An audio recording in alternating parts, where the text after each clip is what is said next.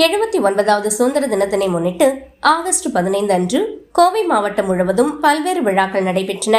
பொள்ளாச்சி வடக்கு ஊராட்சி ஒன்றிய அலுவலகத்தில் நடைபெற்ற சுதந்திர தின விழாவில் பொள்ளாச்சி MP கே ஈஸ்வரசாமி தேசிய கொடியை ஏற்றி வைத்து மரியாதை செலுத்தினார்.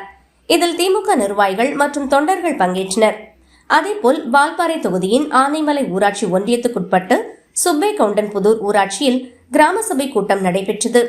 இதில் MP கே ஈஸ்வரசாமி கலந்து கொண்டு பொதுமக்களிடமிருந்து கோரிக்கை மனுக்களை பெற்றுக் கொண்டார். இந்நிகழ்வில் ஆனைமலை மேற்கு ஒன்றிய செயலாளர் தேவசேனாபதி, ஆனைமலை வடக்கு ஒன்றிய செயலாளர் யுவராஜ், அரசு அதிகாரிகள் மற்றும் பொதுமக்கள் பங்கேற்றனர். இதனுடன் ஆனைமலை அருள்மிகு மாசாணி அம்மன் திருக்கோவிலில் இந்து சமயம் மற்றும் அறநிலைத்துறை சார்பில் சிறப்பு வழிபாடு மற்றும் பொது விருந்து நடைபெற்றது. இதில் MP கே ஈஸ்வரசாமி கலந்து கொண்டு சிறப்பித்தார்.